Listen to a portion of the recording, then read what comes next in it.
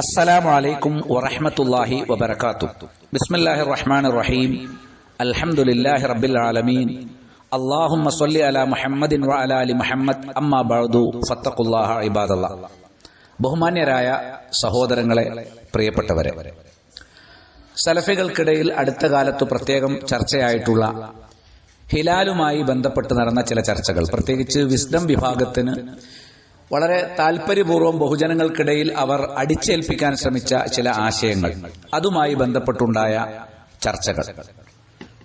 അതായത് രണ്ട് ഗ്രൂപ്പുകളിൽ വിസ്ഡത്തിന്റെ നേതൃത്വത്തിലുള്ള മാസപ്പിറവിയും അനുബന്ധ ചർച്ചകളും എന്ന് പറയുന്ന ഒരു ഗ്രൂപ്പ്, അവിടെ ബഹുമാന്യനായ യാസിർ മൗലവി അവതരിപ്പിച്ച വിസ്ഡത്തിന്റെ വാദങ്ങളും നിലപാടുകളും അതിന് അദ്ദേഹം സമർപ്പിക്കാൻ ശ്രമിച്ചിട്ടുള്ള പ്രമാണങ്ങളും. രണ്ടാമതായി ബഹുമാന്യനായ ബഷീർ സലഫി അദ്ദേഹത്തിന്റെ നിയന്ത്രണത്തിലുള്ള പ്രമാണങ്ങളിലേക്ക് മടങ്ങുക എന്ന ഗ്രൂപ്പിലൂടെ യാസിർ മൗലവി അവതരിപ്പിച്ചതിന് നൽകിയിട്ടുള്ള ഖണ്ഡനങ്ങൾ. ആ ഖണ്ഡനങ്ങൾക്ക് ചോദ്യോത്തരങ്ങളിലൂടെ ആദ്യം പറഞ്ഞ ഗ്രൂപ്പിൽ യാസിർ മൗലവി നൽകിയിട്ടുള്ള മറുപടികൾ, ഇതിനെ ഒന്ന് വിലയിരുത്താനും താരതമ്യം ചെയ്യാനും ചെറുതായി ഒന്ന് വിശകലനം ചെയ്യാനുമാണ് ഇൻഷാ അല്ലാഹ് ഞാൻ ഉദ്ദേശിക്കുന്നത്. ഏതെങ്കിലും തരത്തിലുള്ള സംഘടനാപരമോ കക്ഷിത്വപരമോ ആയ യാതൊരു അജണ്ടയും ഇതിനെ സംബന്ധിച്ചിടത്തോളം ഇല്ല. സ്വാഭാവികമായും തർക്കത്തിൽ വരുന്ന ഒരു വിഷയത്തെ സംബന്ധിച്ച് പ്രാമാണികമായി ഒന്ന് പരിശോധിക്കുക എന്നതിനപ്പുറത്തേക്ക് മറ്റൊരു അജണ്ടയും ഈ ഒരു ചർച്ചയുടെ പിറകിൽ ഇല്ല എന്ന് ആമുഖമായി സൂചിപ്പിക്കുകയാണ്. അടിസ്ഥാനം ഇതാണ്: ലോകത്ത് വിശ്വസ്തമായ ഒരു മാസപ്പിറവി അറിഞ്ഞു കഴിഞ്ഞാൽ അവനവന്റെ നാട്ടിലെ മാസം തന്നെ അറിയണം, കാണണം എന്ന് കാത്തിരിക്കുന്ന ഇന്ന് നമ്മുടെ നാട്ടിലെ വിവിധ സംഘടനകൾ സ്വീകരിക്കുന്ന നിലപാട്, അത് ഇസ്ലാമിന്റെ ഒരു അനിവാര്യതയാണോ, അസുലാണോ? അതല്ല, വിശ്വസ്തമായ മാസപ്പിറ എവിടെ കണ്ടാലും അത് സ്വീകരിക്കുക എന്നുള്ളത് മറ്റു നാടുകളിലെ മുസ്ലിങ്ങൾക്ക് ബാധ്യതയുള്ളതാണോ? ഇതാണ് ചർച്ചയുടെ ഒരു മർമ്മം. ഇതൊരു ഫിഖ്ഹിലെ ശാഖാപരമായ മസ്അലാപരമായ ഒരു വിഷയമാണെങ്കിൽ പോലും ഇത് ചർച്ച ചെയ്യുന്നിടത്ത് തങ്ങളുടെ വാദം സ്ഥാപിക്കാൻ വേണ്ടി അസുലിയായ വിഷയങ്ങളിൽ പോലും ഗുരുതരമായ വ്യതിയാനങ്ങൾ വിസ്ഡം വിഭാഗത്തിന് സംഭവിച്ചിട്ടുണ്ട് എന്ന് തിരിച്ചറിയാൻ ഈ ചർച്ച ഒരവസരമായിട്ടുണ്ട്. യഥാർത്ഥത്തിൽ ഇത് ഇജ്തിഹാദിയായ ഒരു മസലയാണ്. സ്വാഭാവികമായും ഈ രണ്ടു വാദങ്ങൾക്കും സാധ്യതയുണ്ട്. ഏതാണ് മികച്ചു നിൽക്കുന്നത്, പ്രമാണത്തോട് ഏറ്റവും അടുത്തത് എന്ന് നമുക്ക് പരിശോധിക്കാനുള്ളൂ. ഇത് യാസിർ മൗലവി തന്നെ അംഗീകരിക്കുന്നുണ്ട്. ഇതിലേതെങ്കിലും ഒരു വാദം വെച്ചു പുലർത്തുന്നവരെ ഭിന്നിപ്പിന്റെ ആളുകളായി പ്രഖ്യാപിക്കേണ്ടതില്ല, ഭിന്നതയുണ്ടാക്കാൻ വേണ്ടി കടന്നു വരേണ്ടതില്ല. ഇത് ഇജ്തിഹാദിയായ ഒരു മസ്അലയാണ് എന്ന് അദ്ദേഹം തന്നെ പ്രഭാഷണത്തിന്റെ തുടക്കത്തിൽ പറയുന്നുണ്ട്. നമുക്കതൊന്ന് കേൾക്കാം. നൂറ്റാണ്ടുകളായി പണ്ഡിതന്മാര് ചർച്ച ചെയ്യുന്ന മസ്അലയാണ്. ഈ ഒരു മസ്അല ഇജ്തിഹാദിയായ മസ്അലയായിട്ട് നാം മനസ്സിലാക്കണം. ഗവേഷണത്തിന് വിധേയമായ അഭിപ്രായ സ്വാതന്ത്ര്യമുള്ള മുസ്ലിമീങ്ങൾക്കിടയിൽ യാതൊരു ഭിന്നിപ്പും കുഴപ്പവും പ്രശ്നവും ഇതിന്റെ പേരിൽ ഉണ്ടാകാൻ പാടില്ലാത്ത ഇജ്തിഹാദിയായ മസ്അലയാണ്. കണ്ടോ, ഇത് നൂറ്റാണ്ടുകളായി ചർച്ച ചെയ്യപ്പെടുന്ന ഒരു മസ്അലയാണ് എന്നും ഇത് ഇജ്തിഹാദിയായ ഒരു മസ്അലയായി കണക്കാക്കണം എന്നും പറഞ്ഞ യാസിർ മൗലവി, ഭിന്നത ഉണ്ടാകുമെങ്കിൽ ഇതിൽ തെളിവിന്റെ പിൻബലം അങ്ങേയറ്റം കുറഞ്ഞ നിലപാടാണ് ഒരു നാട്ടുകാർ സ്വീകരിക്കുന്നതെങ്കിലും, പ്രത്യേകിച്ച് വിസ്ഡം പോലുള്ള ആളുകൾ സ്വീകരിക്കുന്നതെങ്കിലും, അതിന്റെ കൂടെ അടിയുറച്ചു നിൽക്കണമെന്ന് തെളിവ് കൊണ്ടല്ല ബുദ്ധി കൊണ്ട് സമർത്ഥിക്കാൻ ശ്രമിക്കുന്ന ഒരു വൃഥാ വ്യായാമമാണ് ഞാൻ കണ്ടിട്ടുള്ളത് എന്ന് ഞാൻ മനസ്സിലാക്കുന്നു. ഇത് വെറുതെ പറയുകയല്ല. ഈ ചർച്ചകളിൽ ഇൻഷാ അല്ലാഹ് രണ്ടു കൂട്ടരുടെയും വോയിസുകൾ കേൾപ്പിച്ചുകൊണ്ട് തന്നെ മുന്നോട്ട് പോകണം എന്നാണ് വിചാരിക്കുന്നത്. യാസിർ മൗലവിക്ക് ഈ ചർച്ചയുടെ തുടക്കത്തിൽ തന്നെ സംഭവിച്ച ചില പോരായ്മകൾ ബഷീർ സലഫി ഖണ്ഡനം പറയുമ്പോൾ അതിന്റെ തുടക്കത്തിൽ ഓർമ്മിപ്പിച്ചിട്ടുണ്ട്. അതും കൂടി നമുക്കൊന്ന് കേൾക്കാം. അദ്ദേഹത്തിന്റെ സംസാരത്തിൽ തുടക്കം മുതലേ കൊണ്ടുവരുന്ന കാര്യം അസ്ലിയായ കാര്യങ്ങളല്ല. ഒരു ചർച്ച നമ്മൾ നടക്കുമ്പോൾ, ഏതെങ്കിലും ഒരു വിഷയത്തെക്കുറിച്ച് നമ്മൾ ചർച്ച നടക്കുമ്പോൾ അതിൽ ഒന്നും രണ്ടോ മൂന്നോ വീക്ഷണങ്ങൾ ഉണ്ട് എങ്കിൽ അതിന്റെ അസ്ല് മസ്അല എന്താണ്, അടിസ്ഥാന മസ്അല എന്താണ്, ആ മസ്അലയുടെ പ്രമാണങ്ങൾ എന്താണ്, വിവിധ വിഭാഗം ആളുകൾക്ക് അതിൽ പറയാനുള്ള പ്രമാണങ്ങൾ എന്താണ്, ആ പ്രമാണങ്ങൾ റാജിഹായ അഭിപ്രായം ഏതാണ്, തള്ളിക്കളയേണ്ടത് ഏതാണ്, സ്വീകരിക്കപ്പെടേണ്ടത് ഏതാണ് എന്നതൊക്കെ ഇസ്ലാമിക പ്രമാണങ്ങളുടെ ഉസൂലിയായ നിയമങ്ങൾക്ക് വിധേയമായി വിശദീകരിക്കുക എന്നതാണ് ഒരു പണ്ഡിതന്റെ ധർമ്മം. യാസിർ ബിൻ ഹംസ മൗലവിയുടെ സംസാരം മുഴുവനായി കേട്ടുകഴിഞ്ഞാൽ ആദ്യാവസാനം അദ്ദേഹം കൊണ്ടുവരുന്ന സംഗതി ഒരു പക്ഷത്ത് നിൽക്കുക എന്ന രീതിയാണ്. മഹാഭൂരിപക്ഷം ഉലമാക്കന്മാര് ലോകത്ത് പ്രചരിപ്പിച്ചിട്ടുള്ള, പ്രഖ്യാപിച്ചിട്ടുള്ള, വിശദീകരിച്ചിട്ടുള്ള ആശയത്തെ മാറ്റി നിർത്തിക്കൊണ്ട് ന്യൂനപക്ഷമായ ഒരു വിഭാഗം സ്വീകരിച്ച വീക്ഷണമാകുന്നു ശരിയെന്ന് സ്ഥാപിക്കുന്നതിന് വേണ്ടിയുള്ള അത്തരമൊരു പരിശ്രമമാണ് യഥാർത്ഥത്തിൽ, പക്ഷപാതപരമായ ഒരു സമീപനമാണ് യഥാർത്ഥത്തിൽ വിസ്ഡം വിഭാഗത്തിന്റെ അവതരണത്തിൽ ഉണ്ടായിട്ടുള്ളത്. ഇൻഷാ അല്ലാഹ് ഞാൻ അടുത്ത വോയിസുകൾ മുതൽ ഇൻഷാ അല്ലാഹ് ഇത് രണ്ടുപേരുടെയും സംഭാഷണങ്ങൾ പരസ്പരം കേൾപ്പിച്ചുകൊണ്ട് വിസ്ഡത്തിന്റെ വാദം എന്തായിരുന്നു, അതിന് സലഫികളുടെ ഖണ്ഡനം എന്താണ്, വിസ്ഡത്തിന് സംഭവിച്ച വ്യതിയാനത്തിന്റെ കാരണങ്ങൾ എന്താണ് എന്ന് കൃത്യമായി പരിശോധിക്കാം. ഇവിടെ ഈ ആമുഖ സംഭാഷണത്തിൽ ഞാൻ ഉദ്ദേശിക്കുന്നത് ചർച്ച ചെയ്യാൻ പോകുന്ന വിഷയങ്ങളെക്കുറിച്ച് ഒരു ധാരണ തരിക എന്നുള്ളതാണ്. ഇൻഷാ അല്ലാഹ് ഇനി കുറച്ചു ദിവസങ്ങൾക്കിടയിൽ നടക്കുന്ന ചർച്ചയിൽ ഞാൻ കൊണ്ടുവരാൻ ഉദ്ദേശിക്കുന്നത്, ഒന്ന്, മാസപ്പിറവി നിർണയത്തിൽ ഇസ്ലാമിന്റെ അടിസ്ഥാനം എന്ത്, അസൽ എന്ത്. ഇവിടെ ബഷീർ സലഫി പറഞ്ഞു അസല് സ്ഥാപിക്കാനോ അസലിയായ ഒരു ചർച്ച കൊണ്ടുവരാനോ യാസർ മൗലവിക്ക് സാധിച്ചിട്ടില്ല. എന്നാൽ ബഷീർ സലഫി വളരെ വ്യക്തമായി ഈ വിഷയത്തിലെ അസലിയായ നിയമം എന്താണ് എന്ന് പറഞ്ഞു. ഹിലാൽ വിഷയത്തിൽ അസല് ചർച്ച ചെയ്യാൻ യാസർ മൗലവി മനഃപൂർവ്വം അലംഭാവം കാണിച്ചതുപോലെയാണ് എനിക്ക് തോന്നിയത്. അത് വിസ്ഡത്തിനു വേണ്ടിയാണ്.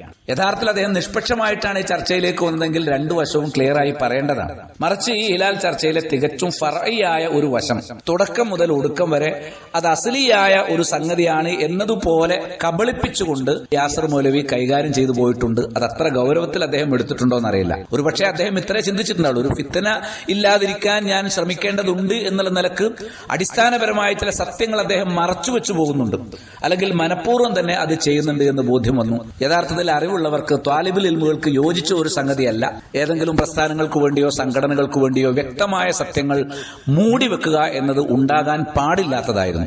അത് അദ്ദേഹത്തിൽ സംഭവിച്ചിട്ടുണ്ട്. അതെങ്ങനെ എന്നുള്ളത് ഇൻഷാ അല്ലാഹ് ഇനി അങ്ങോട്ട് ഈ ചർച്ച ശ്രദ്ധിക്കുമ്പോൾ നിങ്ങൾക്ക് ബോധ്യപ്പെടും. അപ്പൊ തുടക്കം മുതൽ ഒടുക്കം വരെ അസലിയായ ഒരു വിഷയം അത് കൈകാര്യം ചെയ്യേണ്ട രീതിയിൽ ബഷീർ സലഫി കൈകാര്യം ചെയ്തിട്ടുണ്ടെങ്കിലും യാസർ മൗലവി അതിൽ പരാജയപ്പെട്ടു എന്ന് ഞാനിവിടെ ഇൻഷാ അല്ലാഹ് തെളിയിക്കാൻ പോവുകയാണ്. ബഷീർ സലഫി ആ കാര്യം തുടക്കത്തിൽ തന്നെ പിടികൂടിയതാണ് നമ്മളിപ്പോ കേട്ടത്. ഏതായിരുന്നാലും യാസർ മൗലവി ആദ്യം ഇതൊരു ഇജ്തിഹാദിയായ മസ്അലയാണ് എന്ന് പറയുന്നെങ്കിലും ഐക്യം, മുസ്ലിം ഐക്യം എന്നൊരു മറ പിടിച്ചുകൊണ്ട്, ഇസ്ലാമിന്റെ ഐക്യത്തിനൊരു മാനദണ്ഡമുണ്ട്, ആ മാനദണ്ഡം അങ്ങ് മാറ്റിവെച്ച് ഒരു കേവല ഉപരിപ്ലവമായ ഒരു ഐക്യം സ്ഥാപിക്കുക എന്ന ഒരു അജണ്ടയിലേക്ക് യഥാർത്ഥത്തിൽ യാസർ മൗലവി പോയി. മുസ്ലിം ഐക്യം വേണമെന്നത് വളരെ വൈകാരികമായി അവതരിപ്പിച്ച് അതിനുവേണ്ടിയാണ് ഈ അടിസ്ഥാനത്തെ ഞാൻ മറച്ചുവെക്കുന്നത് എന്ന് ആഴത്തിൽ ചിന്തിക്കുന്ന ആളുകളെ തെറ്റിദ്ധരിപ്പിക്കുന്ന ഒരു ശൈലി ബഹുമാന്യനായ യാസർ മൗലവിയിൽ വന്നുപോയിട്ടുണ്ട് എന്നാണ് എന്റെ ഒരു വിലയിരുത്തൽ. അത് സംഭവിക്കാൻ പാടില്ലായിരുന്നു. യഥാർത്ഥത്തിൽ ഇങ്ങനെ ഒരു ഐക്യമുണ്ടോ? നിങ്ങൾ നോക്കൂ, നമ്മൾ ഖുബൂരികളെ അങ്ങ് മാറ്റിവെക്കാം. ഇവിടുത്തെ സലഫികൾ എന്ന് പറയുന്ന 2-3 വിഭാഗങ്ങളുണ്ടല്ലോ. തൗഹീദിന്റെ കാര്യത്തിലെങ്കിലും അവർ മിക്കവാറും യോജിച്ചു നിൽക്കുന്നുണ്ടല്ലോ. സുന്നത്ത് നിലനിൽക്കണമെന്ന് അവർ ആഗ്രഹിക്കുന്നു. അത്തരം ആളുകൾ പോലും ഈ പെരുന്നാൾ ദിനങ്ങളിൽ ഐക്യപ്പെടാറില്ല. ഞാൻ ബാലുശ്ശേരിയാണ് താമസിക്കുന്നത്. അവിടെയുള്ള ഏറ്റവും പ്രധാനപ്പെട്ട സലഫി പള്ളിയുടെ 1 കിലോമീറ്റർ 1.5 കിലോമീറ്ററിന്റെ അപ്പുറത്ത് ആ പള്ളിയുടെ തന്നെ ഒരു ഭാഗത്തുള്ള മുറ്റത്തും രണ്ടാമതൊരു മുറ്റത്തും എന്നു പറയാവുന്ന വിധം ഒരേ ദിവസം 2 കൂട്ടർ വന്ന് പെരുന്നാൾ കഴിക്കുന്നു. എന്നാൽ ഒരു പെരുന്നാൾ ഒരു കൂട്ടർ ഇമാമത്ത് നിൽക്കട്ടെ, രണ്ടാമത്തത് അടുത്ത കൂട്ടർ നിൽക്കട്ടെ എന്ന് പറഞ്ഞാൽ കോടതിയിൽ കയറി ഇറങ്ങി അതിനെതിരെ സ്വന്തം സഹോദരങ്ങൾക്കെതിരെ തെറ്റായ ആരോപണങ്ങൾ പോലും ഉന്നയിച്ചു പോകുന്ന സാഹചര്യം എന്റെ നാട്ടിൽ ഞാൻ നേരിൽ കണ്ടിട്ടുണ്ട്. അപ്പോൾ ഒരു ഈദ്ഗാഹിൽ ഐക്യപ്പെടാൻ പറ്റാത്തവരാണ് ഐക്യത്തിനു വേണ്ടി മുതലക്കണ്ണീർ ഒഴുക്കുന്നത് എന്ന് പറയാതിരിക്കാൻ ഒരു നിവൃത്തിയുമില്ല. ഇപ്രാവശ്യം കോഴിക്കോട് ടൗണിലെടുത്താൽ അവിടെ ഒന്നുമില്ലെങ്കിലും ഐക്യവേദി എന്ന് പറയുന്ന ആളുകൾ ഈദ്ഗാഹ് നടത്താറുണ്ട്. അതിൽ ഏതാണ്ട് എല്ലാ സംഘടനകളും സഹകരിച്ചുകൊണ്ട്, പ്രത്യേകിച്ചും ഖുബൂരികൾ ഒഴികെയുള്ള മറ്റെല്ലാ സംഘടനകളും സഹകരിച്ചുകൊണ്ടാണ്. അവരുടെ ആ ഈദ്ഗാഹ് നടക്കുമ്പോൾ തന്നെ 1 കിലോമീറ്റർ 2 കിലോമീറ്റർ ഇപ്പുറത്തെ വിസ്ഡം വിഭാഗത്തിന് വേറെ ഈദ്ഗാഹുണ്ട്. അപ്പൊ ഐക്യം ഇത്രയും വൈകാരികമായി നിങ്ങൾ അവതരിപ്പിക്കുന്നുവെങ്കിൽ ശിർക്ക്, പ്രത്യക്ഷമായ ശിർക്കില്ലാത്ത കൂട്ടരുടെ ഈ ഐക്യവേദിയെങ്കിലും സഹകരിക്കണമെന്ന ഒരു ഉത്തമ ബോധ്യം എന്താണ് ഇവർക്കില്ലാത്തത്? അതും യാസർ മൗലവി വ്യക്തമാക്കേണ്ട കാര്യമാണ്. പക്ഷേ അത് വ്യക്തമായിട്ടില്ല എന്നുള്ളതാണ്. അപ്പൊ ചുരുക്കി പറഞ്ഞാൽ ഞാനിവിടെ ചർച്ചക്കെടുക്കാൻ ഉദ്ദേശിക്കുന്ന വിഷയം, ഒന്ന്, മാസപ്പിറവി നിർണയത്തിന്റെ ഇസ്ലാമിക അസ്ൽ എന്താണ്? അത് ബഷീർ സലഫി ബോധ്യപ്പെടുത്തിയിട്ടുണ്ട്, യാസർ മൗലവി അത് തൊട്ടിട്ടില്ല. രണ്ടാമതായി, ഓരോ നാട്ടിലും പ്രത്യേകം മാസം കാണണം എന്ന് തെളിവുണ്ടോ? അതിന് തെളിവുണ്ട് എന്നുള്ള നിലക്ക് ദുർബലമായ ചില റിപ്പോർട്ടുകൾ യാസർ മൗലവി കൊണ്ടുവന്നിട്ടുണ്ട്. പക്ഷേ ആ റിപ്പോർട്ടുകൾ അതിനെന്തുകൊണ്ട് തെളിവാക്കാൻ പറ്റുകയില്ല എന്ന് ബഷീർ സലഫി വ്യക്തമാക്കിയത് ഇൻഷാ അല്ലാഹ് ഇവിടെ അനാവരണം ചെയ്യണം എന്ന് ഞാൻ ഉദ്ദേശിക്കുന്നുണ്ട്. യഥാർത്ഥത്തിൽ ഓരോ നാട്ടിൽ വിഭാഗത്തിലും പ്രത്യേകം മാസം കാണണമെന്നതിന്റെ വ്യക്തമായ ഒരു തെളിവ് ഹാജരാക്കാൻ വിസ്ഡം വിഭാഗത്തിന് സാധിച്ചിട്ടില്ല. മൂന്നാമതായി പ്രചാരത്തിലുള്ള ഖുറൈബിന്റെ ഹദീസ്, അതാണ് ഇവിടെ ദുർവ്യാഖ്യാനിക്കപ്പെട്ടത്. അതുകൊണ്ട് തന്നെ അതിന്റെ ശരിയായ വ്യാഖ്യാനം എന്താണ്? ആ ഹദീസിൽ നിന്ന് വ്യക്തമായി ഓരോരുത്തർക്കും പ്രത്യേകം മാസപ്പിറ വേണം എന്ന അസ്ലിയായ ഒരു നിയമം നമുക്ക് നിർദ്ധരിച്ചെടുക്കാൻ സാധിക്കുമോ? അതാണ് നമ്മൾ ചർച്ചക്കെടുക്കാൻ ഉദ്ദേശിക്കുന്ന മൂന്നാമത്തെ വിഷയം. നാലാമതായി ജനങ്ങളോടൊപ്പം നോമ്പ്, ജനങ്ങളോടൊപ്പം പെരുന്നാൾ എന്ന് സൂചിപ്പിക്കുന്ന ഹദീസുകളുടെ സാക്ഷാൽ ഉദ്ദേശം എന്താണ്? തികച്ചും അതൊരു ഫർഈയായ മസ്അലയാണ്. അത് ഈ വിഷയത്തിലെ അസലല്ല എന്ന് ബഷീർ സലഫി സ്ഥാപിച്ചിട്ടുണ്ട്. അതേസമയത്ത് ഇതിന്റെ യഥാർത്ഥ ഉദ്ദേശം എന്താണ് എന്ന് പണ്ഡിതന്മാർ പറഞ്ഞത് യാസർ മൗലവിക്ക് കൊണ്ടുവരാൻ കഴിഞ്ഞിട്ടില്ല, അല്ലെങ്കിൽ അദ്ദേഹം അത് കൊണ്ടുവരാൻ ശ്രമിച്ചിട്ടില്ല. എന്നാൽ ആ വിഷയം ഇവിടെ തുറന്നു കാണിക്കപ്പെട്ടിട്ടുണ്ട്. അതും ഇൻഷാ അല്ലാഹ് നമ്മൾ ചർച്ചക്കെടുക്കും. ഇനി അഞ്ചാമതായി, ലോകത്തൊട്ടാകെ ഒരേ ഹിലാൽ ദർശനം മതിയാകുമെന്നതിന് വ്യക്തമായ തെളിവുകളുണ്ടോ? അതിനെതിരെയാണ് യാസർ മൗലവിയുടെ സംഭാഷണം മുഴുവൻ ഉണ്ടായത്. എന്നാൽ വളരെ വ്യക്തമായ തെളിവുകൾ ഖുർആനിൽ നിന്നും സ്വഹീഹായ ഹദീസുകളിൽ നിന്നും ബഷീർ സലഫിക്ക് ഇവിടെ ബോധ്യപ്പെടുത്താൻ സാധിച്ചിട്ടുണ്ട്. ലോകത്തൊട്ടാകെ ഒരേ ഹിലാൽ ദർശനം മതിയാകും. മാത്രവുമല്ല, ആദിമ നാളുകൾ മുതൽ ഹിജറ 3-ാം നൂറ്റാണ്ട് മുതൽ ഇങ്ങോട്ട് തന്നെ ഫിഖഹിന്റെ ഗ്രന്ഥങ്ങൾ രചിക്കപ്പെട്ട കാലഘട്ടങ്ങളിൽ മുതൽ തന്നെ എല്ലാ മദ്ഹബിന്റെ പ്രഗത്ഭരായ ഇമാമുകളിൽ നിന്നും പണ്ഡിതന്മാരിൽ നിന്നും ആ കാര്യം വ്യക്തമാക്കപ്പെട്ടിട്ടുണ്ട്. ഷെയ്ഖ് ഇബ്നു ബാസ് റഹിമഹുല്ലാഹ് അടക്കമുള്ള, സുദ്ദീഖ് ഹസൻ ഖാൻ അടക്കമുള്ള, ഇമാം ഷൗക്കാനി അടക്കമുള്ള ആധുനിക പണ്ഡിതന്മാരും ആ കാര്യം പ്രാമാണികമായി തന്നെ ബോധ്യപ്പെടുത്തിയിട്ടുണ്ട്. സ്വന്തം അഭിപ്രായമായി ഊഹമായി പറഞ്ഞതല്ല, വ്യക്തമായി പ്രാമാണികമായി അവതരിപ്പിച്ചിട്ടുണ്ട്. ഈ പ്രമാണത്തെ ഖണ്ഡിക്കാൻ വിസ്ഡം വിഭാഗത്തിന് സാധിച്ചിട്ടില്ല. ആറാമതായി, ഖുബൂരി ഖാദിമാരെ ഫോളോ ചെയ്യാൻ ഒരു യഥാർത്ഥ സലഫിക്ക് സാധിക്കുമോ? പാടുണ്ടോ? യഥാർത്ഥ സലഫിയത്ത് ഉൾക്കൊള്ളുന്ന ഒരാൾ ഏത് അടിസ്ഥാനത്തിലാണ് ഖുബൂരികളുടെ പിന്നാലെ പോവുക? അൽ ഖവായിദുൽ അർബഅ വായിക്കുകയാണെങ്കിൽ തീർച്ചയായിട്ടും നമുക്കറിയാം, ഷെയ്ഖ് മുഹമ്മദ് ബിൻ അബ്ദുൽ വഹാബ് റഹിമഹുല്ലാഹ് അദ്ദേഹത്തിന്റെ അൽ ഖവായിദുൽ അർബഅയിലെ അൽ ഖായിദത്തു റാബിയ, 4ാമത്തെ ഖായിദ എന്താണ്? ഇത് എത്ര തവണ യാസർ മൗലവി ക്ലാസ് എടുത്തിട്ടുണ്ടാവും. പക്ഷെ എന്തുകൊണ്ട് നിങ്ങൾക്കത് മനസ്സിൽ പതിഞ്ഞില്ല? വിസ്ഡത്തിനെ ന്യായീകരിക്കാൻ വേണ്ടി ഈ ഒരു ഖായിദയിൽ നിന്ന് വളരെ താഴോട്ട് നിങ്ങൾ പോകുമെന്ന് ഒരിക്കലും ഞാൻ പ്രതീക്ഷിച്ചിട്ടില്ല. എന്താണ് അതിലുള്ളത്? അന്ന മുശ്രിക്കി സമാനിന അഗ്ലദു ശിർകൻ മിനൽ അവ്വലീൻ. നമ്മുടെ കാലഘട്ടത്തിൽ ശിർക്ക് ചെയ്യുന്ന ആളുകൾ ആദ്യകാലക്കാരായ ആളുകളെക്കാൾ പരുഷമായ ശക്തമായ ശിർക്കുള്ളവരാണ്. നമ്മുടെ നാട്ടിലെ മുശ്രിക്കുകൾ എന്നിവിടെ ഉദ്ദേശിച്ചത് ആരെക്കുറിച്ചാണ്? അത് വിസ്ഡത്തിലെ മൗലവിമാർ പറയണം, യാസർ മൗലവി പറയണം. ഇത് ഇവിടുത്തെ മുശ്രിക്കുകളായ മറ്റു മതസ്ഥരായ ആളുകളെ കുറിച്ചാണ്, ഒരിക്കലുമല്ല. ഖബർ പൂജകരായ നിങ്ങൾ, സൂഫി മശായിഖുമാർ എന്ന് സൗമ്യമായി പറഞ്ഞ തനിച്ച ഖുബൂരികൾ, ബറയൽവികൾ, ശിയഈ വിശ്വാസം പേറുന്നവർ, ജാറപൂജകർ, അത്തരം ആളുകളെ കുറിച്ചാണ് പറയുന്നത്. അന്ന മുശ്രിക്കി സമാനിന അഗ്ലദ ശിർകൻ മിനൽ അവ്വലീൻ. ആദ്യകാലക്കാരെക്കാൾ കഠിനമായ ശിർക്കിന്റെ ആളുകളാണ് അവർ. മനസ്സിലായില്ലേ? അപ്പൊ അന്ന മുശ്രിക്കി സമാനിന അഗ്ലദു ശിർകൻ മിനൽ അവ്വലീൻ ലിഅന്നൽ അവ്വലീന യുശ്രികൂന ഫി റഖാ. ആദ്യകാലക്കാരായ അബൂജഹൽ ഉൾപ്പെടെയുള്ള മുശ്രിക്കുകൾ അവർ സുഭിക്ഷതയുടെ, ക്ഷേമത്തിന്റെ സന്ദർഭത്തിൽ മാത്രമാണ് ശിർക്ക് ചെയ്തത്. വയുഖ്ലിസൂന ഫി ശിദ്ദ. എന്നാൽ അടിയന്തര ഘട്ടങ്ങളിൽ അവർ ക്ഷാമത്തിന്റെ, പ്രയാസത്തിന്റെ, ഞെരുക്കത്തിന്റെ ഘട്ടങ്ങളിൽ അള്ളാഹു മാത്രമേ സഹായിക്കാനുള്ളൂ എന്ന് വിശ്വസിക്കുകയും പ്രാർത്ഥന അള്ളാഹുവിന് മാത്രം നൽകുകയും ചെയ്തിരുന്നു. എന്നാൽ മുശ്രിക്കു സമാനിന, നമ്മുടെ കാലഘട്ടത്തിലുള്ള ശിർക്ക് ചെയ്യുന്ന ഈ ആളുകൾ അഥവാ ഖുബൂരികൾ, ശിയഈകൾ, ശിർക്കുഹും ദായിമൻ ഫിർ റഖാഇ വശിദ്ദ. റഹായിലും ശിദ്ദത്തിലും, ക്ഷേമത്തിലും ക്ഷാമത്തിലും, പ്രയാസത്തിലും എളുപ്പത്തിലും, എല്ലായിടത്തും, അല്ലെ, എല്ലാ സന്ദർഭത്തിലും, അതായത് സന്നിഗ്ധ ഘട്ടങ്ങളിൽ, ഗത്യന്തര സന്ദർഭങ്ങളിൽ പോലും അവർ ഔലിയാക്കളെ വിളിക്കുന്നു. അബൂജഹൽ ആ സമയത്തെങ്കിലും അള്ളാഹുവെ മാത്രം വിളിച്ചിട്ടുണ്ട്. അപ്പൊ അവരെക്കാൾ അകലതായ ശിർക്കിലാണ് എന്ന് വിശേഷിപ്പിച്ച ആ ശിർക്കിന്റെ വക്താക്കളായ ഖുബൂരികളെ, അവരുടെ ഖാദിമാരെ നമ്മൾ പിന്തുടരേണ്ടതാണ് എന്ന ദില്ലത്തിന്റെയും മസ്കനത്തിന്റെയും പതിത്വത്തിന്റെയും അതേപോലെ ശത്രുക്കളുടെ മുന്നിൽ താഴ്ന്നു കൊടുക്കുന്നതിന്റെയും യഹൂദഭാവത്തിലേക്ക് നമ്മളെ കൊണ്ടുപോയി എന്നുള്ളത് ഈ ചർച്ചയിൽ ഞാൻ കണ്ട ഏറ്റവും വേദനിപ്പിക്കുന്ന ഒരു യാഥാർത്ഥ്യമാണ്. ഇങ്ങനെ ഖുബൂരികളുടെ മുന്നിൽ ഒരു പതിത്വം സലഫികൾക്ക് പാടുള്ളതാണോ? ഇത് യഹൂദികൾക്ക് മുമ്പ് സംഭവിച്ചതാണ്. അവരിങ്ങനെ അസത്യത്തിന്റെ വക്താക്കളുടെ മുന്നിൽ പതിതരായി പോയി. യഹൂദികൾ നശിക്കാനുള്ള കാരണം തന്നെ ഇതാണ്. അവർ ബാത്തിലിന്റെ ആളുകളുടെ മുന്നിൽ താണു നിന്നുകൊടുത്തു എന്നുള്ളത്. അതൊരിക്കലും പാടുള്ളതല്ല. ഖുർആൻ പറഞ്ഞെന്താ? അൻതുമുൽ അഅലൗന ഇൻ കുൻതും മുഅ്മിനീൻ. നിങ്ങൾ മുഅ്മിനാണെങ്കിൽ നിങ്ങൾ മുകളിൽ നിൽക്കണം. ഇവർ പറയാണ്, എന്ത്, ഇവിടെ വിസ്ഡത്തിന്റെ നേതാക്കന്മാർ വിളിച്ചു പറയുന്നത് എന്താണെന്ന് അറിയാമോ? ഞങ്ങൾക്ക് അങ്ങനെ അപ്രമാദിത്വമൊന്നുമില്ല, ഖുബൂരി ഖാദിമാരായാലും മതി. നഊദു ബില്ലാഹ്.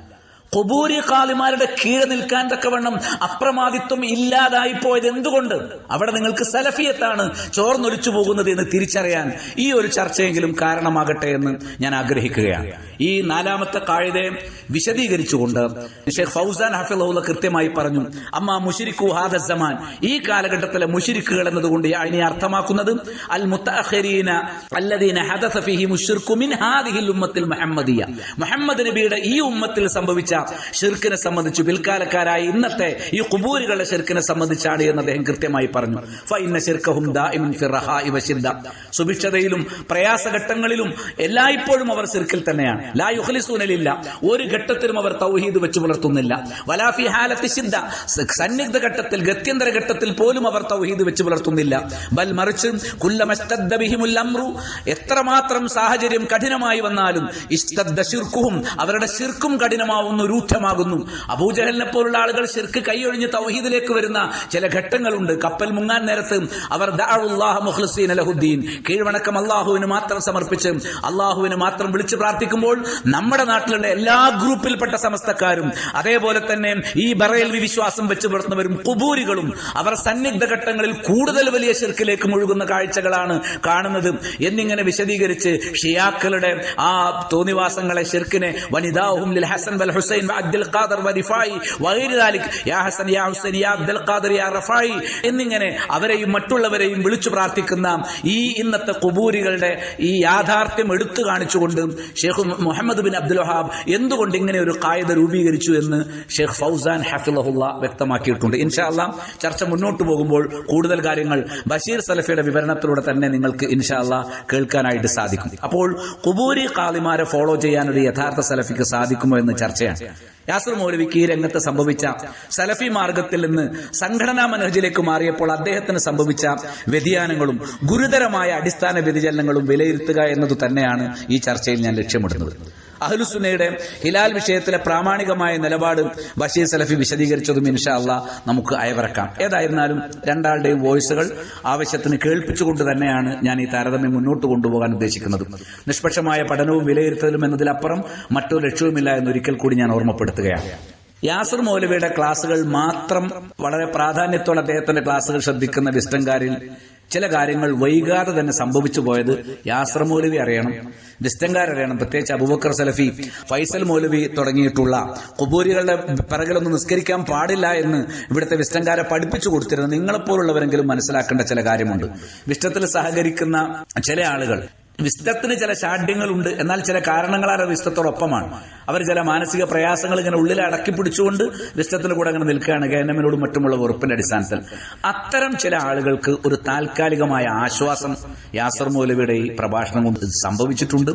നമുക്ക് നേരിട്ടറിയാവുന്ന ചില സഹോദരൻ, നമ്മുടെ സലഫി പള്ളികളിൽ മാത്രം ജമാഅത്തുകൾക്കും ജുമുഅക്കും ഒക്കെ പങ്കെടുത്തിരുന്ന ഒരു വിസ്ഡം സഹോദരൻ, നമുക്ക് നേരിട്ട് അറിയാവുന്ന ഒരു സഹോദരൻ, യാസിർ മൗലവിയുടെ ഈ ക്ലാസുകൾ അവസാനിച്ചതിന് ശേഷം അദ്ദേഹം വീടിന്റെ തൊട്ടടുത്തുള്ള ഖുബൂരി പള്ളികളിൽ പതിവായി പോകാൻ തുടങ്ങി. ഇത് യാസിർ മൗലവിയുടെ ഈ അവതരണം കൊണ്ട് വിസ്ഡത്തിന് സംഭവിച്ചിരിക്കുന്ന ഒരു ഗൗരവമുള്ള അപജയമാണ് എന്ന് അദ്ദേഹത്തെയും വിസ്ഡത്തിന്റെ ഉത്തരവാദപ്പെട്ട ദീനീബോധമുള്ള ആദർശ പ്രതിബദ്ധതയുള്ള പണ്ഡിതന്മാരാരെങ്കിലും ദായിമാരാരെങ്കിലും ഉണ്ടെങ്കിൽ അവരെയും ഉണർത്താൻ ഞാൻ ഈ സമയം ഉപയോഗപ്പെടുത്തുകയാണ്. ഇത് വെറും വാക്കല്ല, നിങ്ങൾ ആവശ്യപ്പെട്ടാൽ ചൂണ്ടിക്കാണിക്കാൻ സാധിക്കും. അതായത് സലഫിയത്തിൽ ഇത്തിരിയൊക്കെ വെള്ളവും ചേർക്കാൻ ചില ആളുകൾക്ക് പിൻബലം കിട്ടി എന്നുള്ളതാണ് ഇതിന്റെ ഒരു ബാക്കി പത്രം. അതിലേറ്റവും പ്രധാനം ഷിർക്കിൽ മുഴുകിയ ബിരുദധാരികൾക്കും ഉസ്താദുമാർക്കും പോലും ജഹലിന്റെ ഉദുർ വകവെച്ചു കൊടുത്തു വിസ്ഡം എന്നുള്ളതാണ് വലിയൊരു അപകടം. ഫൈസൽ മൗലവി അടക്കമുള്ള ആളുകൾ ഖുബൂരിയുടെ പിറകിൽ നിസ്കാരം ശരിയാകില്ല എന്ന് പരസ്യമായി ഫത്വ നൽകിയത് കേട്ട് അസ്വസ്ഥരായ ചില വിസ്ഡം അനുയായികൾ ഉണ്ടായിരുന്നു. അവർക്ക് യാസിർ മൗലവിയുടെ ഈ ക്ലാസുകളും ദർസുകളും ഒക്കെ എന്താണ് ഒരു കോൾമേർ കൊള്ളിക്കുന്ന അനുഭവം ഉണ്ടാക്കിയിട്ടുണ്ട്. ഇന്നലെ വരെ ഫൈസൽ മൗലവിയുടെയും അബൂബക്കർ സലഫിയുടെ ഒക്കെ ദർസുകൾ കേട്ട് ഖുബൂരികളെ ഇമാമായി സ്വീകരിക്കാൻ കൂട്ടാക്കാതിരുന്ന പല വിസ്ഡംകാരും ഖുബൂരി പള്ളികളിൽ സജീവമാകാൻ തുടങ്ങി. ഈ അമ്പല കമ്മിറ്റികളിലും പള്ളി കമ്മിറ്റിയിലൊക്കെ കയറി കൂടുന്ന സഖാക്കളെ പോലെ ഇനി ഖുബൂരി പള്ളിയുടെ കമ്മിറ്റികളിൽ പോലും ഈ വിസ്ഡത്തിന്റെ ആളുകൾ കയറിക്കൂടുന്ന കാലം വിദൂരമല്ല എന്ന് ന്യായമായും സംശയിക്കാവുന്ന രൂപത്തിലേക്കാണ് ഇതിന്റെ അനന്തരഫലം ഉണ്ടായിട്ടുള്ളത് എന്ന് ഞാൻ മനസ്സിലാക്കുന്നു, വിലയിരുത്തുന്നു. ഈ ദുരുപദിഷ്ടമായ ലക്ഷ്യം സ്ഥാപിക്കാൻ പെടാപാടുപെട്ട വിസ്തത്തിന്റെ പ്രതിനിധി ഷെയ്ഖുൽ ഇസ്ലാം ഇബ്നു തൈമിയ റഹിമഹുല്ലാ, ഷെയ്ഖ് ഇബ്നു ബാസ് റഹിമഹുല്ലാ, എന്തിനേറെ വിസ്തത്തിന്റെ മനഹജിനെ പരസ്യമായി രൂക്ഷമായി വിമർശിച്ച ഷെയ്ഖ് റയീസിനെ പോലും ദുർവ്യാഖ്യാനിച്ച് രംഗത്തെത്തിയത് ഇവിടെ ബഷീർ സലഫി പിടികൂടിയത് നമുക്ക് കേൾക്കാൻ സാധിക്കും. അതേപോലെ തന്നെ തന്റെ മയ്യത്ത് കരിച്ചു കളയാൻ വസിയത്ത് ചെയ്ത മുവഹിദായ ഒരു വാപ്പയിൽ സംഭവിച്ച കുഫർ, അതിന് വലിയ കുഫറായി, ഇസ്ലാമിൽ നിന്ന് പുറത്തു പോകുന്ന വലിയ ഒരു കുഫറായി തെറ്റിദ്ധരിപ്പിച്ചുകൊണ്ട് ഒരിക്കലും യാസർ മൗലവിയെ പോലുള്ള ഒരാൾ കടന്നു വരാൻ പാടുണ്ടായിരുന്നില്ല. മുമ്പ് സാജിദ് ബിൻ ഷരീഫ് ഈ കഥയുമായി വന്നപ്പോൾ നമ്മൾ കൃത്യമായി മറുപടി കൊടുത്തിട്ടുള്ളതാണ്. എന്നിട്ടും എവിടുന്നാണ് യാസർ മൗലവി തന്റെ ആ ഷിർക്കിന്റെ കാളിമാരെ പോലും നമ്മൾ ഫോളോ ചെയ്യേണ്ടതുണ്ട് എന്നതിന് ഇത് തെളിവായി സമർപ്പിക്കാൻ സാജിദിന്റെ കേന്ദ്രത്തിൽ നിന്ന് തന്നെ ആയിരിക്കുമല്ലോ യാസർ മൗലവിക്കും തെളിവ് കിട്ടിയിട്ടുണ്ടായിരിക്കുക എന്ന് മനസ്സിലാക്കാൻ നമുക്ക് സാധിക്കും. പക്ഷേ അങ്ങനെ അതിനെ വലിയൊരു കുഫറായി ധരിപ്പിക്കാൻ യാസർ മൗലവി നടത്തിയ വൃഥാശ്രമത്തെ പ്രസ്തുത സംഭവം എന്താണ് എന്ന് വ്യക്തമായി വിശദീകരിച്ചുകൊണ്ട് ബഷീർ സലഫി പൊളിച്ചടുക്കിയിട്ടുണ്ട്. ഒരിക്കലും യാസർ മൗലവിയിൽ നിന്ന് ഞാൻ പ്രതീക്ഷിക്കാത്ത മറ്റൊരു കാര്യം, ഒരു വേള ഇങ്ങനെ ഒരു വിമർശന പഠനത്തിൽ ഞാൻ മുതിരാൻ തീരുമാനിച്ച ഒരു കാര്യം, ഞാൻ അങ്ങേയറ്റം ആദരിക്കുന്ന ബഹുമാനിക്കുന്ന അഖീദ പഠിക്കാൻ വേണ്ടി നിരന്തരമായി ഞാൻ സമീപിക്കുന്ന, ഇൻഷാ അല്ലാഹ് ഇനിയും സമീപിക്കണം എന്ന് തന്നെ എന്റെ മനസ്സിലുള്ള ബഹുമാന്യനായ യാസർ മൗലവിയെ ഖണ്ഡിച്ചുകൊണ്ടുള്ള ഈ സംഭാഷണത്തിന് ഞാൻ ഒരുങ്ങാനുള്ള കാരണം, അദ്ദേഹത്തിൽ നിന്ന് തന്നെ ഞാൻ പഠിച്ച അഖീദയിലെ ചില പാഠങ്ങൾ അവസരത്തിനൊത്ത് വിസ്തത്തിനു വേണ്ടി അദ്ദേഹം മാറ്റിമറിച്ചു. അത് അദ്ദേഹത്തിന് ഒഴിഞ്ഞു മാറാൻ കഴിയില്ല, തിരുത്തിയേ പറ്റും. ഇബ്നു ഹജർ അസ്ഖലാനി റഹിമഹുല്ലാ, ഇബ്നു ഹജർ ഐതമി റഹിമഹുല്ലാ, ഇമാം സുയൂത്തി റഹിമഹുല്ലാ, ഇമാം നവവി റഹിമഹുല്ലാ തുടങ്ങിയ അഹ്ലുസുന്നയിലെ പടുക്കളായ പണ്ഡിതന്മാർ ഇവർക്കൊക്കെ വ്യക്തമായ ശിർക്കിന്റെ ഇസ്തിഗാസാവാദമുണ്ട് എന്ന് ധ്വനിപ്പിക്കുന്ന രൂപത്തിൽ, അല്ല വ്യക്തമാക്കുന്ന രൂപത്തിൽ തന്നെ യാസർ മൗലവിയുടെ പദപ്രയോഗങ്ങൾ വന്നിട്ടുണ്ട്. അത് ഞാൻ കേൾപ്പിക്കാം. ഒരിക്കലും അദ്ദേഹത്തിൽ ഞാൻ പ്രതീക്ഷിച്ചിട്ടില്ല. ഖുബൂരികളുടെ ഇസ്തിഗാസാവാദം ഇബ്നു ഹജറിനുണ്ട്, സുയൂത്തിക്കുണ്ട്. എന്തിന്? അത് നിങ്ങൾക്ക് അതിനേക്കാൾ വലിയ സുബുക്കിയിൽ പോലും കാണിക്കാൻ സാധ്യമല്ല. നേരിട്ടുള്ള ഇസ്തിഗാസയെ സുബുക്കി പോലും അംഗീകരിക്കുന്നില്ല. നേരെ മറിച്ച് എന്താണ് അവരിൽ സംഭവിച്ച ഇസ്തിശ്ഫാ, അത് കേവലം തവസ്സുലാണ്, അത് നമ്മുടെ തർക്കത്തിലുള്ള ഇസ്തിഗാസയല്ല എന്ന് എന്നെ പോലുള്ള ആളുകളെ പഠിപ്പിച്ചു തന്നത് യാസർ മൗലവിയാണ്. എന്തിനാണ് അദ്ദേഹം ഇപ്പോൾ ഈ ഒരു ഖുബൂരി ഖാദിമാരെ പിന്തുടരുന്നതിനു വേണ്ടി ഈ മഹത്തുക്കളായ പണ്ഡിതന്മാരുടെ പേരിൽ അവരെ ഇസ്തിഗാസാവാദികളായി ചിത്രീകരിച്ചു എന്ന് അദ്ദേഹം ഇവിടെ ചൂണ്ടിക്കാട്ടേണ്ടി വരും. നേരത്തെ ഫൈസൽ മൗലവിയെ പോലുള്ള ആളുകൾ ഇസ്തസ്ഖയെക്കുറിച്ചും അതേപോലെ തന്നെ ഉത്തുബി കഥയെക്കുറിച്ചും ഒക്കെ അതിന്റെ ശരിയായ നിലപാട് പറഞ്ഞപ്പോൾ വിശ്വത്തിന്റെ പാമരന്മാരായ നേതാക്കന്മാർ വന്നിട്ട് അദ്ദേഹത്തെ കൊണ്ട് ഏത്തമിടിച്ചതും തിരുത്തി പറയിച്ചതും ഒന്നും ഞങ്ങൾ മറന്നിട്ടില്ല. അതിന്റെ ഭാഗമായി മാത്രമേ യാസർ മൗലവിയുടെ ഈ ഒരു അപജയത്തെയും ഞാൻ കാണുന്നുള്ളൂ എന്നാണ്. അപ്പം അത് അദ്ദേഹം തിരുത്തിയേ മതിയാകും. അതുവരെ നമ്മെപ്പോലുള്ള ത്വാലിബുകൾ ഇത്തരത്തിലുള്ള വെള്ളം ചേർക്കൽ ഒരിക്കലും വകവെച്ചു കൊടുക്കൽ ഇത് ദീനിന്റെ വിഷയമായതുകൊണ്ടാണ് സൗഹൃദത്തിനപ്പുറത്ത് ആത്മാർത്ഥമായി ഈ ഒരു വശത്തിലേക്ക് ശ്രദ്ധ ക്ഷണിക്കുന്നത്. പ്രതികരണങ്ങൾ അദ്ദേഹത്തിന്റെ അരികിൽ നിന്നോ മറ്റാരുടെ അരികിൽ നിന്നോ പ്രാമാണികമായി വരികയാണെങ്കിലും തീർച്ചയായും വിലയിരുത്താനും അത് പരിഗണിക്കാനും നമുക്കെന്തെങ്കിലും വീഴ്ച വന്നിട്ടുണ്ടെങ്കിൽ അത് പരസ്യമായി തന്നെ തിരുത്താനും തയ്യാറാകും എന്നുകൂടി ഞാൻ ഓർമ്മപ്പെടുത്തുകയാണ്. ഇനി ഞാൻ തൽക്കാലം ഈ ആദ്യ ഭാഗം അവസാനിപ്പിക്കുന്നു. ഹിലാൽ വിഷയത്തിൽ അസല് ചർച്ച ചെയ്യാൻ മൗലവി മനഃപൂർവ്വം വിട്ടുപോയി ഒരു ഫറഇനെ പിടിച്ച് അസലായി അവതരിപ്പിച്ചു എന്നത് നമ്മൾ കണ്ടു. അതേപോലെ തന്നെ ഐക്യത്തിന്റെ ഇസ്ലാമിക മാനദണ്ഡം ഇവിടെ വിസ്ഡം വിഭാഗം വക്രീകരിച്ചാണ് അവതരിപ്പിച്ചത്. യഥാർത്ഥ ഐക്യത്തിലേക്കാണ് നിങ്ങൾ ഉദ്ദേശിക്കുന്നതെങ്കിൽ ഇസ്ലാമിലെ ഐക്യത്തിന്റെ മാനദണ്ഡം എന്താണ്? അത് അവതരിപ്പിക്കാൻ പോലും നിങ്ങൾക്ക് സാധിച്ചിട്ടില്ല. ആ ഗ്രൂപ്പിൽ വേറെയും ചർച്ചകൾ വരുന്നുണ്ട് എന്നാണ് ഞാൻ കേട്ടത്. ശരി, ഇസ്ലാമിക ഐക്യത്തിന്റെ സലഫി ഉലമാക്കൾ ശ്രദ്ധയിൽപ്പെടുത്തിയിട്ടുള്ള മാനങ്ങൾ അവിടെ അദ്ദേഹം ചൂണ്ടിക്കാണിക്കട്ടെ. അഭിപ്രായ വ്യത്യാസങ്ങളിൽ ഒരു സലഫി സ്വീകരിക്കേണ്ട സമീപനം പറയുന്നതോടൊപ്പം ഐക്യത്തിന്റെ വ്യക്തമായ മാനദണ്ഡങ്ങൾ കൂടി അവതരിപ്പിക്കണം. ഷിർക്കിന്റെ ആളുകളോട് തൗഹീദിന്റെ ആളുകൾക്ക് ഐക്യപ്പെടാൻ പറ്റുമെങ്കിൽ എന്തിനാണ് ഇബ്രാഹിം അലൈഹി സ്വലാം ഇന്നാ ബുറആഉ മിൻകും, ഷിർക്കിൽ നിന്ന് എന്നല്ല ഷിർക്കന്മാരിൽ നിന്ന് ഞാൻ പൂർണ്ണമായും ഒഴിഞ്ഞു നിൽക്കുന്നവനാണ് എന്ന് ഇബ്രാഹിം അലൈഹിസ്സലാം പ്രഖ്യാപിച്ചത് എന്തിനാണ്? ഇബ്രാഹിം മില്ലത്ത് പിന്തുടരുന്ന സലഫികൾ എന്തുകൊണ്ട് ഖുബൂരികളായ ഷിർക്കിന്റെ വക്താക്കളോടും നിങ്ങളിൽ നിന്ന് ഞാൻ ഒഴിവാണ് എല്ലാ വിഷയത്തിലും എന്ന് പറഞ്ഞു മാറി നിൽക്കാതെ ദീനിന്റെ ഐക്യത്തിന്റെ അടിസ്ഥാന വിഷയത്തിൽ പോലും എന്തിനാണ് ഭിന്നതയുടെ വക്താക്കളായ ഖുബൂരികളുടെ പിറകെ പോകുന്നത് എന്ന് വ്യക്തമായി അവർ ബോധ്യപ്പെടുത്തേണ്ടതുണ്ട്. ഈമാൻ പൂർത്തിയാകണമെങ്കിൽ ലാ ഇലാഹ ഇല്ലല്ലാഹ് എന്ന് പ്രഖ്യാപിക്കുകയും വിശ്വസിക്കുകയും ചെയ്താൽ മാത്രം പോരാ. താഗൂത്തിനെ വ്യക്തമായി തള്ളണം, താഗൂത്തിന്റെ ആളുകളെയും തള്ളണം. ഏത് ഖുബൂരിയാണെങ്കിലും അത് നമുക്ക് ബാധ്യതയാണ് അവരെ തള്ളുക എന്നത്. ഇത് ബഷീർ സലഫി അൽഹംദുലില്ലാ പ്രാമാണികമായി വിശദീകരിച്ചിട്ടുണ്ട് എന്നുള്ളത് ഞാൻ ഓർമ്മപ്പെടുത്തുകയാണ്. അവസാനമായി എനിക്ക് ഓർമ്മിപ്പിക്കാനുള്ളത്, KNMന്റെ നിലപാട് ബിദ്അത്താണ് എന്ന് വിസ്തത്തിനൊരു വാദമുണ്ട്. ഫൈസൽ മൗലവി അത് അവതരിപ്പിച്ചിട്ടുണ്ട്. അത് യാസർ മൗലവിക്കും അങ്ങനെ ഒരു വാദമുണ്ടോ? KNMന്റെ നിലപാട് സ്വീകരിക്കുന്നത് ആരൊക്കെയുണ്ട് എന്ന് ഇൻഷാ അല്ലാഹ് നമുക്ക് പറയാം. അവരൊക്കെ ബിദ്അത്തിന്റെ നിലപാടുകാരാണോ? യാസർ മൗലവി അവസാനം വരെ എന്ന് അതിനെക്കുറിച്ച് സംസാരിക്കും. സംസാരിച്ചിട്ടില്ല. അത് നമുക്ക് പരിശോധിക്കാം. അടിസ്ഥാനപരമായി ഹിലാൽ വിങ്ങും ഹിലാൽ കമ്മിറ്റിയും ക്രസന്റ് വിങ്ങും ഒക്കെ പിരിച്ചുവിടേണ്ടതാണ് എന്ന് യാസർ മൗലവി വ്യക്തമായി തന്നെ പറഞ്ഞു കഴിഞ്ഞു. ഹിലാൽ കമ്മിറ്റിയും ഹിലാൽ വിങ്ങും ഏതായിരുന്നാലും യാസർ മൗലവിയുടെ സ്വാധീനത്തിലുള്ള ഹിലാൽ വിങ്ങെങ്കിലും അടുത്ത ദിവസം തന്നെ അവർ പിരിച്ചുവിടുമെന്ന് കരുതാം. നമ്മുടെ ബഹുമാന്യനായ AP അബ്ദുൽ ഖാദർ മൗലവി പണ്ടൊരു കഥ പറയാറുണ്ട്, ജോലി നഷ്ടപ്പെട്ട കാര്യസ്ഥന്റെ കഥ. അതായത് കാര്യസ്ഥന് ജോലി പോയി, പിരിച്ചുവിട്ടു മുതലാളി. എന്നാലും കാര്യസ്ഥൻ എന്ത് ചെയ്യും? പണ്ട് ജോലി ചെയ്തിരുന്ന പോലെ അയാൾ ആരെക്കൊണ്ടൊക്കെ പണിയെടുപ്പിക്കാറുണ്ട് മുതലാളിക്ക് വേണ്ടി. അവരടുത്ത് ഇങ്ങനെ വരും. എന്നിട്ട് ഓരോരുത്തരെ വിളിച്ചിട്ട് ചോദിക്കും, രാമ നീ അങ്ങോട്ടാ, ഏകര നീ എവിടേക്കാ പോണത്? അപ്പൊ അയാൾ പറയും, ഞാൻ ഇങ്ങടത്തേക്കാ. എന്നാ നീ അങ്ങോട്ട് വയ്ക്കോ. മറ്റൊരു നീ എങ്ങോട്ടാ? ഞാൻ ഇങ്ങടത്തേക്കാ എന്നെ ജോലി ഏൽപ്പിച്ചത്. എന്നാ നീ അങ്ങോട്ട് വയ്ക്കോ. ഇങ്ങനെ ഒരു പണിയില്ലാത്ത കാര്യസ്ഥനെ പോലെയാണ് ഇന്ന് വിസ്റ്റത്തിന്റെ ഹിലാൽ വിങ്. അവരുടെ കാര്യസ്ഥ പണി അങ്ങനെയാണ്. എന്ന് പറഞ്ഞാൽ കുബൂരികൾ ഉറപ്പിച്ചത് എന്താണോ, എന്നാൽ നീ അങ്ങനെ ചെയ്തോ എന്ന് പറയാൻ ഒരു ഹിലാൽ വിങ് എന്ന വളരെ അർത്ഥശൂന്യമായ പരിഹാസ്യമായ ഒരു നിലപാടാണ് ഹിലാൽ വിങ് എന്ന ഒരു സംഗതി രൂപീകരിച്ച് KNMന്റെ ഹിലാൽ കമ്മിറ്റിയോട് കേവലം മത്സരിക്കുക എന്ന ഒരു രാഷ്ട്രീയ അജണ്ടയിലപ്പുറം ദീനിന്റെ ഒരു മഹത്വവും ആ ഒരു പ്രസ്ഥാനത്തിനില്ല എന്ന് യാസർ മൗലവി വിസ്റ്റത്തിന്റെ തന്നെ ഹിലാൽ വിങ്ങിനെ പൊളിച്ച് തകർത്ത് കയ്യിൽ കൊടുത്തിരിക്കുന്നു എന്നുള്ളതും ഈ ചർച്ചയുടെ ഒരു ബാക്കി പത്രമാണ്. ഇൻഷാ അല്ലാഹ് ഇനി ഓരോന്നായിട്ട് നമുക്ക് ചർച്ചക്കെടുക്കാം. അള്ളാഹു സഹായിക്കട്ടെ.